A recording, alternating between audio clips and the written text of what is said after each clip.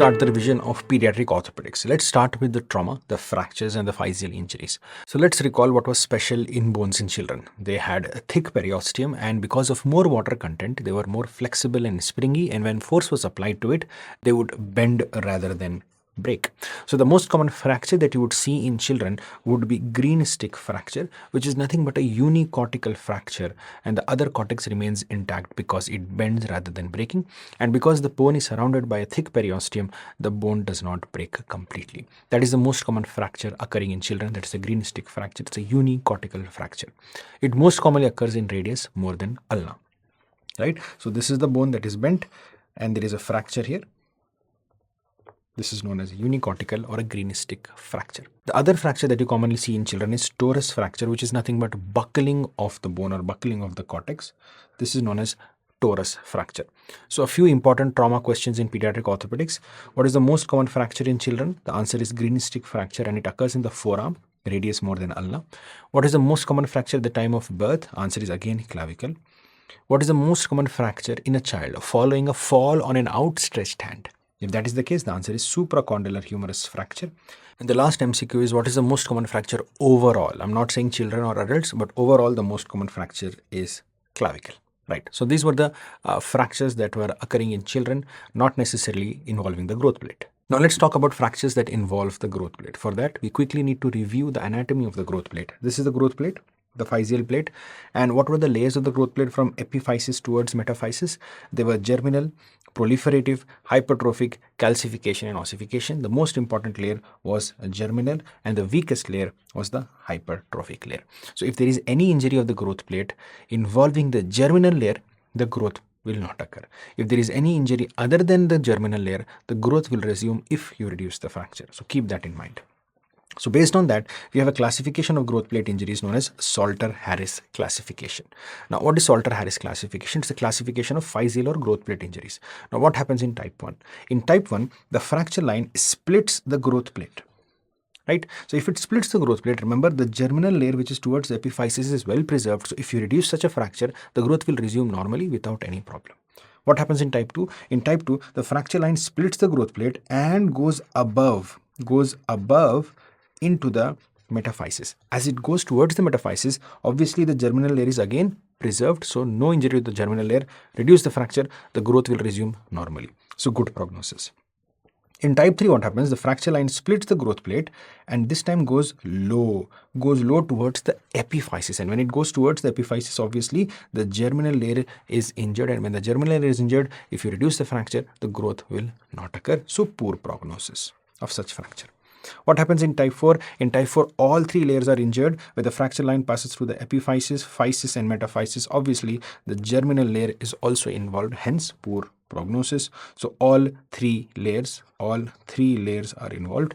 And what happens in type 5? Type 5 is an impaction injury, a crushing injury, or an axial loading injury where the growth plate gets crushed. And obviously, when it gets crushed, the germinal layer will get involved. So it's an impaction injury. So type 1 is split, type 2 is split with above, type 3 is split with low, and type 4 all three layers involved. Type 5 is impaction injury. A simple way to remember the classification is remember the mnemonic Salter itself, S-A-L-T-E-R,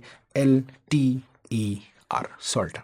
Right? Now, the best prognosis obviously is seen in type 1 and the worst prognosis is seen in type 5, because at the time of injury there is no obvious fracture line. So the patient will come to you months or years later with limb length discrepancy or a deformity. Now, the most common type of growth plate injury is essentially type 2 injury, and there is a common MCQ asked here. They ask the small bony fragment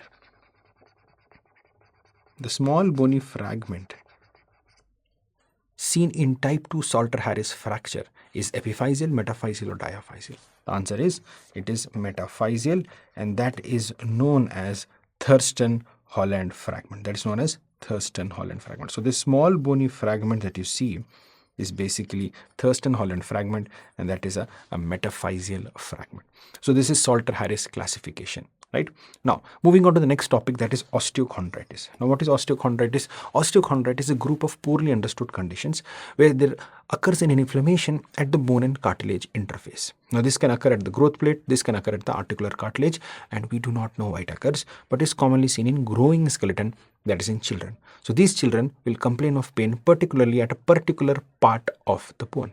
And based on which bone is affected, you have names that you need to remember for your exam. This is just a pure factual question. So please try to memorize the list if you can. But if you can't, these are the ones that are frequently asked. Kohler's disease, Kienbock's disease, Panner's disease, Osgood-Schlatter's disease, Sevier's disease, and Perthes disease. The most common type of osteochondritis is Perthes disease. So Perthes disease is osteochondritis of the femoral epiphysis. Sevier's disease of calcaneum, Panner's disease of capitulum, Kienbock's disease of lunate, and Kohler's disease of navicular bone. Osgood-Schlatter's disease is osteochondritis of tibial tuberosity. So please try to remember the names. Every few years, one kind of straightforward factual question will come from this table. Perthes disease is osteochondritis of femoral epiphysis, where there is osteonecrosis or destruction of the bone and cartilage interface of the femoral epiphysis or femoral head. These are the other names that they use to describe Perthes disease. This is an X-ray of Perthes disease where the femoral epiphysis undergoes osteonecrosis and there is a destruction of the head of the femur in a child. The next condition is congenital muscular torticollis or Rhineck. This is basically a birth trauma manifestation where there is injury to the sternocleidomastoid at the junction of upper 2/3 and lower 1/3. And because of this ischemic injury or injury leading to ischemia, there happens a fibrosis. And because of this fibrosis, the sternocleidomastoid contracts and gives a bent neck or a wry neck in a child. The point to remember here is that the head is tilted towards the pathological side or the contracted side and the chin moves away. This is known as a wry neck or congenital muscular torticollis. Birth trauma, sternocleidomastoid muscle is affected at the junction of upper 2/3 and lower 1/3. Ischemia leads to fibrosis, most commonly occurs on the right side. Clavicular head of the sternocleidomastoid is most commonly affected. Then again, this is a spotter type of question. Sprengel's deformity. What do you notice in this child? You notice that one scapula is at a higher level compared to another. One scapula is at a higher level compared to another. Otherwise, everything seems to be fine. Neck seems to be fine. Everything seems to be fine. This is known as Sprengel deformity. This is congenital undescended scapula, and that is all there is to it. An important fact here is that it is most commonly associated with a syndrome known as Klippel-Feil syndrome. And now this opens door to another MCQ. What is Klippel-Feil syndrome? Klippel-Feil syndrome is basically a triad of three conditions. There is a short webbed neck, and the patient has a low set hairline, and there is a restriction of neck movements. All of this basically happens because of a segmentation defect of the cervical spine. The cervical spine does not segment properly. So instead of having different cervical vertebrae, some of them are fused, and because of their fusion, the neck does not grow properly. So the patient has a short neck. The short neck appears to be webbed, and the hairline appears to be low. So short webbed neck with low set hairline, and because the cervical vertebrae are fused, there is a restriction of neck movement. And this is what Klippel-Feil syndrome is all about. Now, the MCQ that is asked here is, apart from the syndrome, they also ask what is the most common association of Klippel-Feil syndrome. Remember, Sprengel shoulder, most common association was Klippel-Feil syndrome, but in Klippel-Feil syndrome, the most common association is scoliosis, and this has been asked as an MCQ. So please keep this in mind. This is a patient with a Klippel-Feil syndrome, and on the other hand, this is a patient with Sprengel shoulder. Don't try to get confused, or don't get confused between the two. They are two different entities. Although there is overlap, but they are different.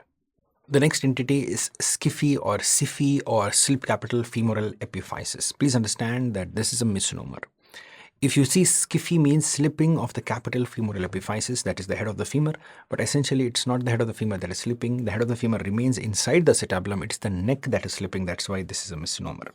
So please understand what this is. It's basically a type 1 Salter-Harris fracture between the head of the femur and the growth plate. So this is a type 1 Salter-Harris fracture passing through the weakest layer of the growth plate, that is hypertrophic layer, because of which the head and the neck separate from each other and the neck remains inside the acetabulum, and so the neck slips. This is SCFE. Now, why does it occur? The most common cause is idiopathic. It's seen in patients who have some kind of endocrinopathy, most commonly hypothyroidism, and they are found to have some imbalance between the growth hormone and the sex hormone, because of which the bone grows but does not become strong enough, and hence it fractures and this leads to skiffy. This is more common in males, and being overweight as a child is actually a risk factor. Now, when does it present? It presents to you around puberty. Males get their puberty somewhere between 13 to 17 years, and females get their puberty a little early, say between 11 to 14 years. And these children or these patients, they usually have some form of hypogonadism. So it will be a boy with a girly voice, a boy with gynecomastia, right? So these are the kind of things that you should look for as hints on the question. Another important hint that you can look for on the exam is they will say an 11-year-old boy or a 12-year-old boy or a 13-year-old boy weighing 80 kgs or 90 kgs. So that should kind of raise some suspicion regarding skiffy. So anyways, what happens here is because of the split fracture, the head remains inside the acetabulum and the neck slips, and this presents to you with coxa vara and everything that is associated with coxa vara, like limitation of abduction and interlotation and Trendelenburg gait. Radiologically, you will have a sign known as Strethoven sign, which is basically drawing a line over the lateral part of the neck or the superior aspect of the neck, and noticing that the line does not intersect the head. Normally, it should intersect the head. If you draw a line like this, it should intersect the head, and that is what happens normally. But in skiffy, because the head is separated away from the neck, so if you draw a line on the lateral or the superior aspect of the neck, it just does not intersect. This is known as Strethoven sign. Okay, so if I draw a line like this, it does not intersect the head of the femur, whereas on the normal side, it does. This is known as Strethoven sign seen in skiffy. Another important pathology that occurs at the hip, in fact, the most common congenital anomaly of the hip is a developmental dysplasia of hip. Here what happens is the head of the femur, instead of being inside the acetabulum, remains outside, and it gives you a classical appearance on X-ray where it is upwards and outwards away from the acetabulum. Now let's look at a few factual questions that is asked around this topic. What is the most common cause? Idiopathic is the most common cause. And what is the epidemiology? 1 in 1,000 live births, occurs more commonly in females than males, and it's usually seen in the first-born female child who has a typical fetal malpresentation, more commonly breech presentation. Right? So these are the facts that you have to remember. Most common etiology is idiopathic, but it is found to be a problem usually in the acetabulum rather than the femoral head, because of which the head remains outside. It does not go inside and remains outside, and the acetabulum and the bone continues to grow in this abnormal fashion, keeping it away and outside. Now when the patient comes to you clinically, what will you notice? You will notice features similar to posterior dislocation of hip. The limb will be shortened, there will be excessive thigh folds and the gluteal folds, and something known as vascular sign of Narat. You see, whenever we palpate an artery in the body, we'll palpate it against a bony prominence. So similarly for the femoral artery, you push the femoral vessel against the femoral head. But if the femoral head is not in its place, what happens? The pulsations will not be there, or you will be unable to feel the pulsations. This is what is known as vascular sign of Narat. And this is basically something that helps us understand the head of the femur is not in its place, which is seen in DDH. The other clinical tests that you can perform for DDH are Barlow's test and Ortolani's test.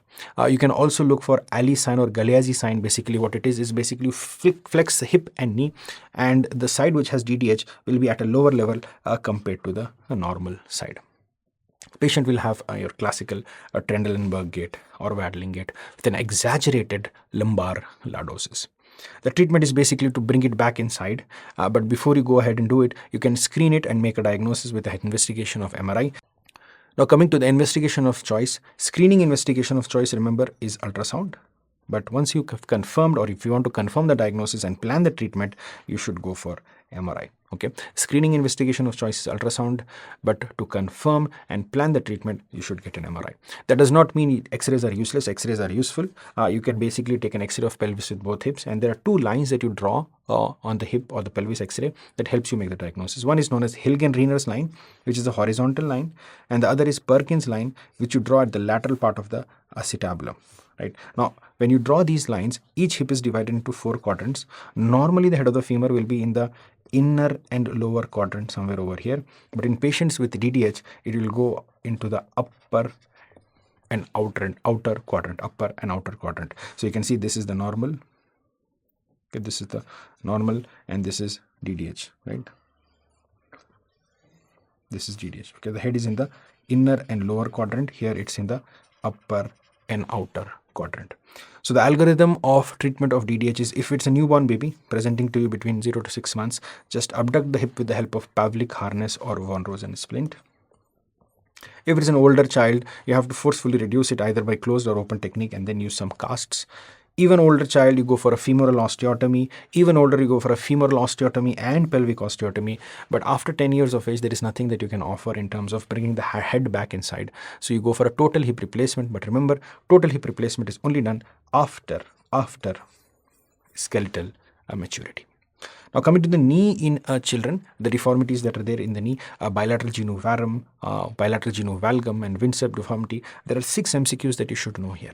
So the first MCQ is, what is the most common cause of bilateral genu varum or bow legs in children? The answer is rickets more than idiopathic. But if the same question is asked for adults, what is the most common cause of bilateral genu varum or bow legs in adults? The answer changes to osteoarthritis more than rheumatoid arthritis.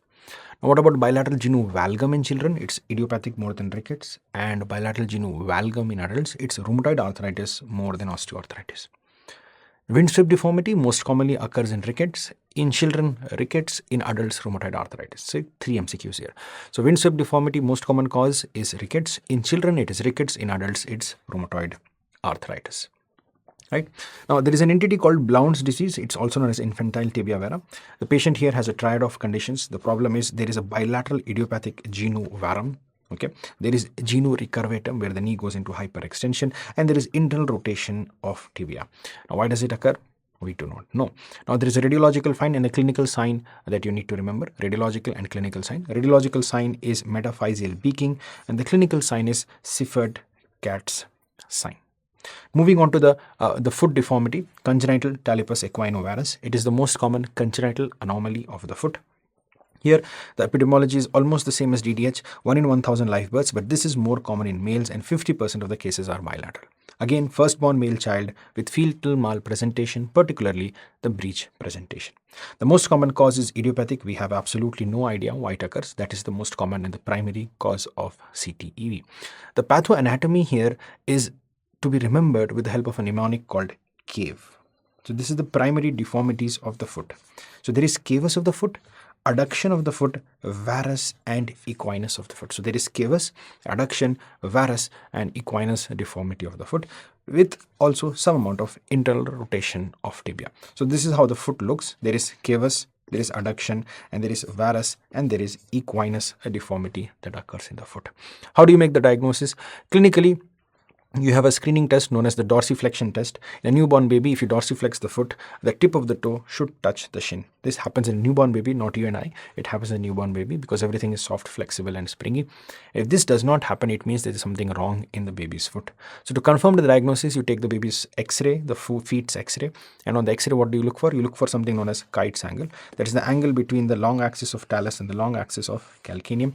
Usually they are far away from each other, so the angle is somewhere around 30 degrees. But in CTV, everything is brought towards medial side, so the angle decreases. That is the angle that you should remember for CTV. And once the diagnosis is done, the treatment is very simple. Start the treatment as soon as possible, or at least by the time the umbilical cord falls off, that is around 10 to 14 days. You start by manipulating the foot, correcting the deformity, and to keep the foot in that corrected deformity or the corrected position, you apply a POP cast. So correct the deformity, manipulate the foot, correct the deformity, and apply the POP cast. Now, there are various methods of doing it. The most popular method is the Ponseti's method, where you manipulate the foot in a particular order and you apply the cast for a week's time. So that is known as Ponseti's serial manipulation of casting, serial manipulation and casting. So you use the fulcrum of the talar head to correct the deformity, then correct cavus and adduction and varus together. And then the third step of correction is equinus. So remember the cave mnemonic. It helps you make the diagnosis of the pathoanatomy as well as the order of manipulation. So correct cavus first, then adduction varus, and then equinus in that order. Once the deformity is corrected, apply the plaster of Paris above the knee and keep it for a week's time. Ask the patient to come back after 1 week and remove the cast and repeat the procedure for 7 to 8 to 9 weeks. And most of the times the deformity is corrected in children. Now, once the deformity is corrected, you have to prevent the recurrence by using the Dennis-Brown splint. So remember, Dennis-Brown splint is used to prevent the recurrence in children whose CTV is corrected. But the problem with this Dennis-Brown splint is that if this is applied, the child will be unable to walk. So as it is, the baby is not walking, right? So you continue to use this till the child starts walking. And when does the child start walking? Around 1 year of age. Now, after 1 year of age, you remove this splint and you give the child CTV shoes in the day when he's walking, and then again the Dennis-Brown splint in the night when he's sleeping. And you continue to use both these things till the age of 3 to 5 years approximately, and that is when the treatment is completed. So if a newborn baby comes to you with CTEV, you go for Ponseti serial manipulation and casting, and you give the Denisbaron splint and then CTEV shoes, and you continue to use that till 3 to 5 years of age, and that is when the deformity is completed. Or the deformity is treated. What if the child comes to you later? These are the different treatment options presenting for available for the different times of presentation, but none of them are very important for your exam. This is what is important for your exam: more than 10 years of age. If the child is more than 10 years of age and he comes to you with CTV, the only treatment that you can offer him is the triple orthodesis, where you fuse the 3 joints of the foot. Now, what are these 3 joints that you fuse? The talonavicular, the talocalcaneal, and the calcaneocuboid. These are the 3 joints you fuse, and the most important joint is the talonavicular, and this is the treatment you offer to children of more than 10 years of age. Another important modality of treatment for CTV is if there is some residual deformity that needs correction. For that, you can use JES fixator, also known as Joshi's external stabilization system. It's an external fixator like system where you manipulate the frame to correct the deformity slowly and progressively over time. Now, last but not least, the most important condition that you should remember in pediatric orthopedics is achondroplasia. A lot of MCQs are asked. This is the most common cause of disproportionate dwarfism, which means that the limbs are not proportionately short. The proximal part of the limb is more shorter than the remaining part of the limb. It's known as rhizomelic shortening. This occurs because of a mutation in chromosome number 4, leading to a mutation in gene FGFR. So FGFR3 gene, which is located on chromosome number 4. It is usually autosomal dominant in inheritance. It can be sporadic as well. It leads to abnormalities in enchondral ossification, ossifications of long bones rather than flat bones. So these are the bones that are affected, long bones particularly. Intramembranous ossification usually remains fine. So their limbs will be shorter compared to their trunk. But remember, nevertheless, their IQ and sexual development is normal. So if there is one thing I request you to remember in this whole topic of achondroplasia, it's this, because questions will be asked around this fact that the IQ and sexual development of these individuals remains normal.